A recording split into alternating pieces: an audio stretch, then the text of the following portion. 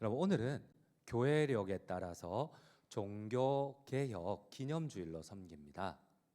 제가 한번 여쭤볼게요. 여러분, 해마다 우리는 종교개혁 기념주일을 섬깁니다.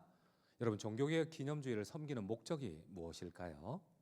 아마 오늘 우리뿐만 아니라 대한민국에 있는 모든 개혁교회들이, 그리고 미국에 있는 교회도, 아프리카에 있는 교회도 전 세계적으로 오늘을 종교개혁 기념주일로 섬깁니다. 여러분, 왜 종교개혁을 기념할까요? 혹시 종교개혁이 뭔지는 아세요? 잘 모르세요?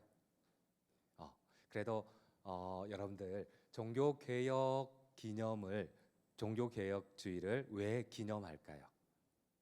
우리는, 여러분들 종교개혁이라는 것은 한번 들어봤어요? 그래도 다행이다. 몇몇은 들어봤구나. 여러분, 우리가 종교개혁 말은 하는데, 종교개혁 이러면 루터나 칼빈은 생각을 하는데, 이 종교개혁의 목적이 무엇이었는지, 그리고 특히 해마다 종교개혁 기념주의를 우리가 지키는 그 정신이, 본질이 무엇인지 여러분들 그냥 지나치는 경우가 많아요. 특히 여기 SFC 출신들, 종교개혁 수도 없이 귀에 박혔을 거예요. 근데 이 종교개혁의 목적이 무엇인지, 특별히 종교개혁의 정신이 무엇인지 오히려 모르고 지나치는 경우가 있어요. 그래서 SFC 강령 혹은 칼빈 혹은 루터에 대해서는 공부를 하는데 진짜 종교개혁의 정신이나 본질에 대해서 모르는 경우가 있어요. 여러분, 종교개혁의 정신, 종교개혁주의를 섬기는 목적, 본질이 무엇일까요? 오늘 예수님께서는 종교개혁의 본질을 이렇게 말씀을 하세요. 우리 한번 PPT를 한번 열어주시겠어요? 오늘 본문의 배경은 이렇습니다. 여러분, 이스라엘은 우리하고 다른 면이 있어요. 이 토지가 우리하고 많이 달라요. 우리는 땅을 쉽게 팔 수 있는 일반 흙인데, 이스라엘은 석회가 가득 찬 땅이에요. 그러다 보니까 땅을 파고 내려갈 수가 없어요. 그래서 우리는 시체를 묻을 때에 깊이 파서 시체를 안에다가 묻고 그 위에 이렇게 봉분을 만들지만, 이스라엘은 땅을 팔 수가 없어요. 그래서 시체를 그냥 땅에 놓고 석회암 위에 놓고 그 위에 석회암 돌덩어리들을 이렇게 만들어서 평토장을 해요. 그렇지 않으면 오랜 풍화작용으로 저렇게 동굴이 있어요. 그럼 저기다가 그냥 시체를 무덤처럼 갖다 놔요. 근데 이게 문제예요. 여러분, 성경은 시체와 접촉한 자들은 부정해서 성전에 올라가지 못한다고 그래요. 우리 한번 성경을 같이 한번 읽도록 할게요. 민수기 19장 16절입니다. 함께 읽겠습니다. 누구든지 들에서 칼에 죽은 자나 시체나 사람의 뼈나 무덤을 만졌으며 이래 동안, 6월절이 되면 이 저 위에 갈릴리나 전국 각 방방곡곡에서 사람들이 예루살렘에 예배하기 위하여서 찾아와요. 심지어 보름 동안 갈릴리에서는 찾아와요. 2주일 동안 걸어서. 근데 이 사람들이 밤에 이슬을 피하려고, 밤에 비를 피하려고, 추위를 피하려고 동굴에 들어갔는데 그 동굴이 무덤이야. 그러면 시체와 접촉을 했기 때문에 이 사람들은 2주 동안 멀리서 왔지만 예루살렘 성전에 올라가지를 못하는 거예요. 그래서 항상 6월절 절기가 되고 전 국토에서 순례자들이 예루살렘으로 모여들기 전에 항상 예루살렘은 주변에 있는 모든 무덤들에 하얀 페인트인 회칠을 했어요. 그래서 혹시라도 부지불식간에 나그네들이 실수하지 않도록. 근데 오늘 주님께서는 종교개혁의 정신, 본질에 대해서 이 무덤을 가지고 가르쳐 주세요. 우리 한번 성경을 같이 읽도록 할게요. 27절입니다. 함께 읽겠습니다. 화 있을진저 외식하는 서기관들과 바리새인들이여, 회칠한 무덤 같으니 겉으로는 아름답게 보이나 그 안에는 죽은 사람의 뼈와 모든 더러운 것이 가득하도다. 오늘 주님께서는 종교개혁주의를 지키는 목적, 정신, 본질에 대해서 우리에게 말씀을 하세요. 여러분, 순례객들이 실수하지 않도록 모든 동굴로 된 무덤에는 하얀 페인트 칠을 했어요. 그래서 멀리서 보면 무덤이 하얗고 아름답고 너무 예뻐요. 그런데 그 안에는 시체가 썩어가고 부패하고 있어요. 그래서 주님은 이렇게 말씀을 하세요. 너희가 겉으로는 하나님을 예배하는 것 같은데 혹시라도 너희 마음은, 너희 영혼은 죄악으로 혹은 부패함으로 썩어가는 시체가 들어가 있는 것처럼 그렇지 않느냐? 너희를 한번 돌아보라. 이게 종교개혁주의를 지키는 목적이에요. 혹시 우리는 아름답게 예배하지만 겉으로는 누구보다도 찬양을 잘해요. 겉으로는 누구보다도 예배를 잘 드려요. 그런데 혹시 우리의 영혼은, 우리의 마음은 마치 시체가 썩어가듯이 부패되어 있지 않습니까? 여러분, 왜 우리가 종교개혁주의를 지킬까요? 세계의 모든 개신교회는 10월 31일이 속한 이 주간의 주일을 종교개혁주일로 지킵니다. 아마 오늘 이 날 아프리카에서도 종교개혁주일로 지켰을 거예요. 여러분, 바로 우리 한번 PPT 두 번째를 보실게요. 1517년입니다. 여러분들이 몇 번이나 들었던 바로 10월 31일 독일의 작은 도시 비텐베르크 캐슬 성당에 이 대문에 한 장의 큰 반박문이 붙었어요. 그 당시에 부패한, 처음에는 초대교회 당시에 오순절 다락방에서 거룩한 성령으로 시작된 교회가 채 100년을 가기 전에, 채 200년을 가기 전에 여러분 부패해버려요. 여러분, 교회처럼 쉽게 타락하고 부패하는 장소가 없어요. 근데 그 당시에 이 하나님의 말씀을 가지고 돈벌이를 하던 이 가톨릭을 가지고 반박하는 대자보가 저렇게 1517년 10월 31일에 캐슬 성당에 붙었어요. 저걸로 종교개혁이 시작이 되었거든요.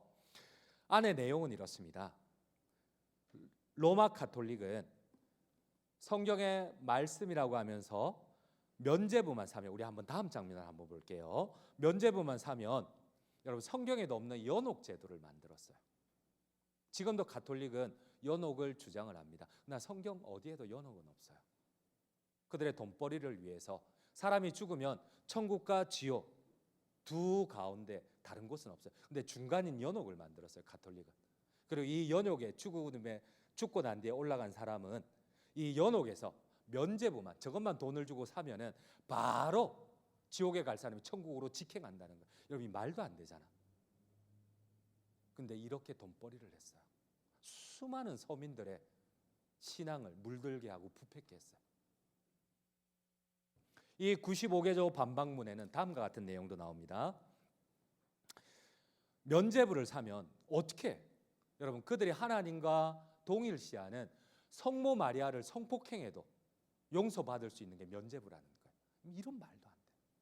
여러분, 어쩌면 우리가 이 종교개혁의 참된 정신을 바로 깨닫지 못하고 매일마다 이 리폼, 하나님 앞에 말씀으로 우리를 개혁하지 않으면 어느 순간 우리 역시도 이렇게 변질될 수 있어요. 겉으로는 아름답게 하얀 페인트 칠을 통하여서 마치 경건한 종교인처럼, 그리스도인처럼 꾸밀 수는 있지만, 그러나 우리의 마음이 부패하는 것을 막을 수는 없어요. 이 95개조 반박문에 보면 주로 이런 내용입니다. 동깨에 쨍그랑하는 소리가 나는 순간 연옥에서 고통받던 영혼이 천국으로 바로 직행한다. 이게 말이 되느냐? 또 심지어 여러분들의 교황이 입고 있는 그 옷에 보면 항상 십자가가 있어요. 그래서 이 십자가는 예수님의 십자가와 동일하기 때문에 교황이 얼마든지 구원을 베풀 수가 있다는 거예요. 이 말도 안 되는, 무슨 교황이 예수님을 대신해서 구원을 줄 수 있는, 그러니까 면죄부를 사라는 거예요. 여러분, 교회가 타락하면, 우리가 타락하면 진짜 세상 사람들하고는 비교가 할 수 없을 정도로 그리스도인들이 타락을 해요. 그렇습니다. 오늘 성경이 우리 주님께서 가르쳐 주시는 진리는 바로 이것입니다. 가장 종교적이라는 이 지도자들이 그 중심에는 탐욕과 거짓이 가득하면서도 겉으로는 얼마든지 우아하게 종교인처럼 보일 수가 있다는 거예요. 우리 한번 성경을 함께 읽도록 하겠습니다. 25절입니다. 함께 읽겠습니다. 화 있을진저 외식하는 서기관들과 바리새인들이여, 장과 대접의 겉은 깨끗이 하되 그 안에는 탐욕과 방탕으로 가득하게 하는도다. 왜 종교개혁주의를 지킬까요? 그렇습니다. 우리가 루터를 논하지만, 우리가 칼빈을 지식으로 자랑을 하지만, 여러분, 우리가 모일 때마다 SFC 강령을 제창을 하지만, 그러나 겉과 다르게 겉은 화려하지만 우리의 속마음은 얼마든지 시체처럼 부패할 수 있다는 겁니다. 그래서 종교개혁주의를 지키는 것은 하나님의 말씀 앞에 내가 얼마나 나 자신이 순종을 하는지, 얼마나 하나님 앞에 내가 올바른 건강한 그리스도인으로 살아간지 나를 반성하고 돌아보는 시간이 종교개혁이에요. 여러분, 종교개혁은 거창하게 막 집회를 해서 사람들을 모으고 구국기도회를 하고 이것도 필요하지만은, 여러분, 종교개혁의 참된 정신은 내가 얼만큼 하나님의 말씀에서 멀어져서 나를 포장하고 내가 왜곡되어 변질되어 있는지를 돌아보는 시간입니다. 사랑하는 성도님 여러분, 어느덧 우리 역시도 예수님 보시기에 회칠한 무덤은 아닌지, 겉과 속이 다른 가면을 쓴 연극 배우와 같은 위선된 그리스도인들은 아닌지 돌아보기 원합니다. 오늘 주님께서는 다시 한 번 더 구체적으로 종교개혁의 정신, 본질에 대해서 우리에게 가르쳐 주세요. 어쩌면 우리의 잘못을 지적하고 계세요. 우리 한번 24절을 함께 읽도록 하겠습니다. 24절입니다. 맹인된 인도자여, 하루살이는 걸러내고 낙타는 삼키는도다. 여러분, 이 말은 무슨 말일까요? 예수님은 우리의 구체적인 행동을 지적을 하세요. 하루살이는 삼키고, 아니, 하루살이는 걸러내고 낙타는 삼키는도다. 여러분, 이게 무슨 말일까요? 우리 한번 다음 PPT를 한번 보시도록 할게요. 이거는 이스라엘의, 우리 PPT 한번 열어주시겠어요? 문화를 알면 쉽게 이해를 할 수가 있어요. 이스라엘은 아까도 말했지만 석회암 덩어리 토지예요. 그래서 여기에서 나오는 물을 마실 수가 없어요. 그러니까 발효를 시켜서 석회질을 발효를 시켜서 버려야 돼요. 그래서 주로 포도주를 담궈서 이것을 한 5대1이나 10대1로 희석해서 어린아이도 뭐 식사 자리에서 이렇게 음용을 해요. 그런데 여러분, 이때 이들이 포도주를 담글 때에 바깥에서 저런 포도주 털에 포도를 막 몇 바구니씩 때려 부어요. 그리고 사람이 발로 밟아요. 그리고 저기서 이렇게 흘러내리는 그 포도즙을 이렇게 떠서 항아리에 담아요. 그런데 여러분, 저 때에 한참 포도를 밟으면 이 단내 때문에 주변에 있는 하루살이나 모기나 이런 곤충들이 저기에 모여들어서 저 안에 빠져버려요. 근데 성경은 레위기 정결법에 의하면 이런 내용이 나와요. 날개가 있고 네 발이 달린 기어다니는 짐승은 하나님 앞에 부정하니 이를 먹거나 만진 자는 성전에 일주일 동안 올라갈 수 없다는 거예요. 우리 한번 성경을 함께 읽도록 하겠습니다. 레위기 11장 20절입니다. 날개가 있고 네 발로 기어다니는 곤충은 너희가 혐오할 것이로되. 그래서 유대인들은 이 포도즙을 밟고 난 뒤에 담을 때에 혹시라도 곤충이 들어가지 않도록, 하루살이가 들어가지 않도록 그 항아리 앞에 세마포 린넨을 가지고 막고 그 위에 포도즙을 따라서 혹시라도 들어갈지 모를 곤충을 걸러내었어요. 그런데 여러분, 가장 경건하다는 바리새인들, 종교 지도자들이라는 사람은 항상 호주머니에 세마포천을 가지고 다녀요. 그래서 연회장에 초대를 받으면 자기 포도주 잔 앞에다가 이 세마포천을 받치고 이제는 걸러내어서 간에는 하루살이가 없어요. 혹시라도 만에 하나, 천에 하나라도 하루살이가 있을까봐 그것을 걸러내기 위해서 항상 세마포천을 가지고 다녔어요. 그런데 여러분, 이게 더 문제예요. 근데 그들은 겉으로 보기에는 만에 하나 있지도 않을 하나님의 말씀을 지키기 위하여서 하루살이를 걸러내기 위하여서 세마포천을 호주머니에 가지고 다니는 그 사람이 보이지 않는 면에서는 낙타를 꿀꺽 삼키는 사람들이에요.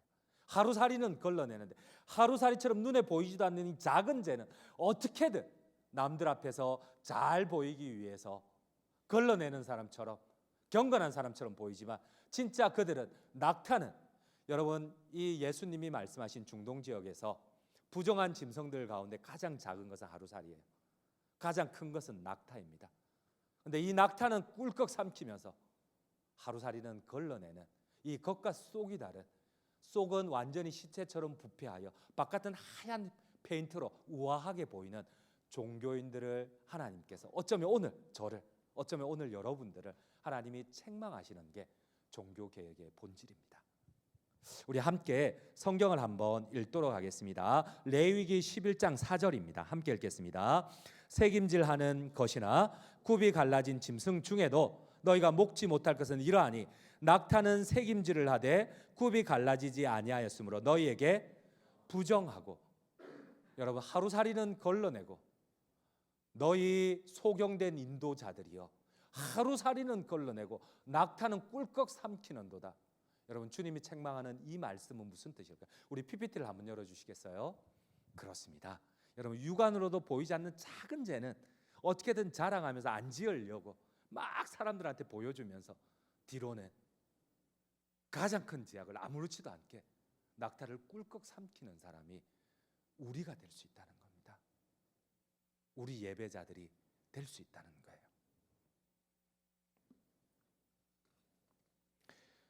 그렇습니다.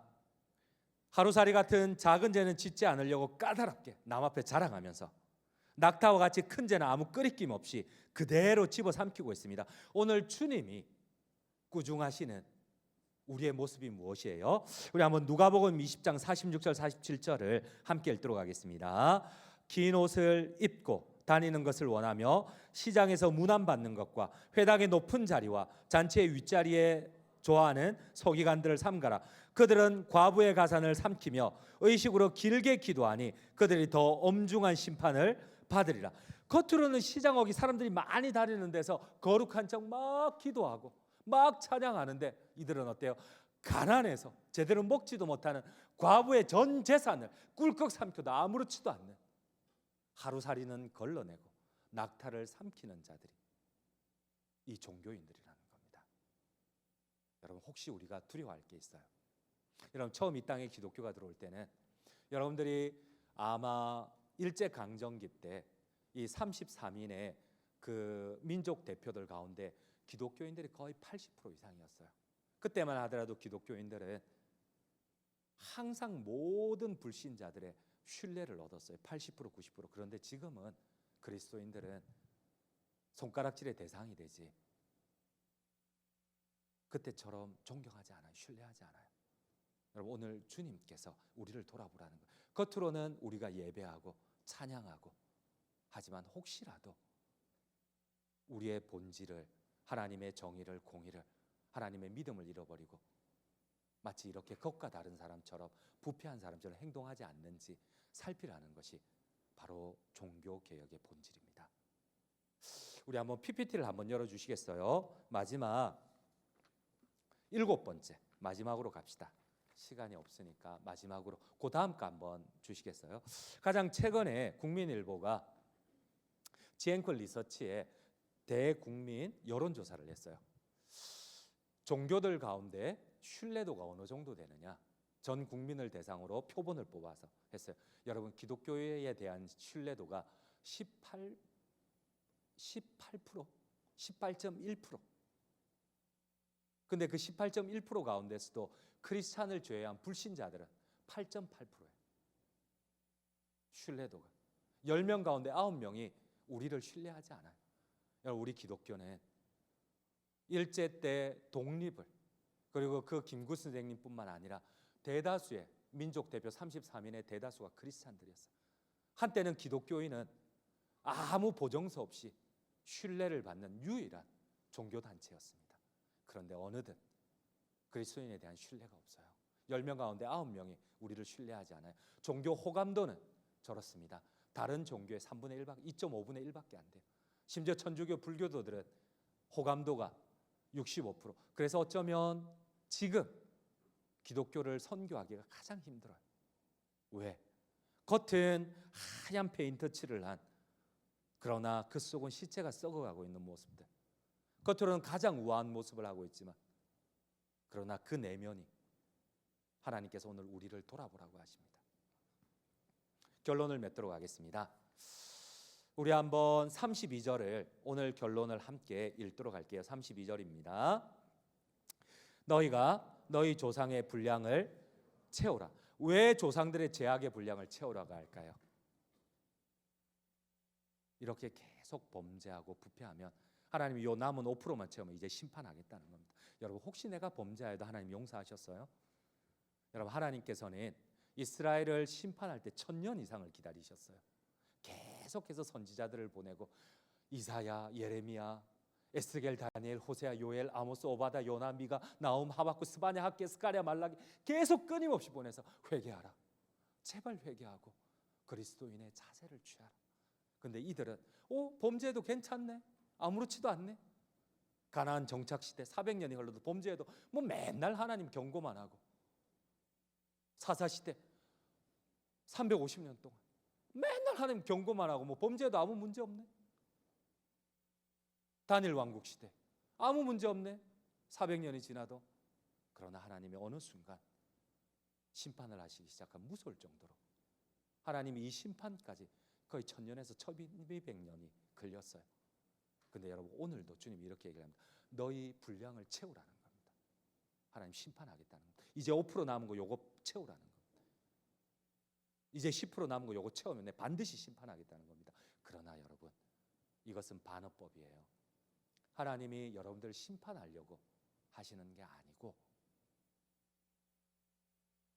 공의롭고 자비로우신 하나님께서 야 요만큼 남았으니까 요거 딱 죄를 더 채우면 딱 100% 되면 내가 심판하겠다, 그런 뜻이 아니라 정신을 차리라는 겁니다. 선택하라는 겁니다. 죄를 채우든지 그래서 나의 심판을 받든지 아니면 지금이라도 정신을 차리고 우리의 마음을 고쳐먹든지, 그러면 하나님께서 이 하나님의 심판을 보류하겠다는 겁니다. 우리 오늘 본문 마지막 32절 다시 한번 읽도록 하겠습니다. 32절입니다. 너희가 너희 조상의 분량을 채우라. 여러분 종교개혁의 본질은 두렵고 떨림입니다. 혹시나 내가 어느 순간 하나님의 음성이 들리지 않고 세밀하게 말씀하시는 하나님이 느껴지지 않고 내가 범죄해도 아무렇지도 않고, 이때가 제일 무서울 때예요.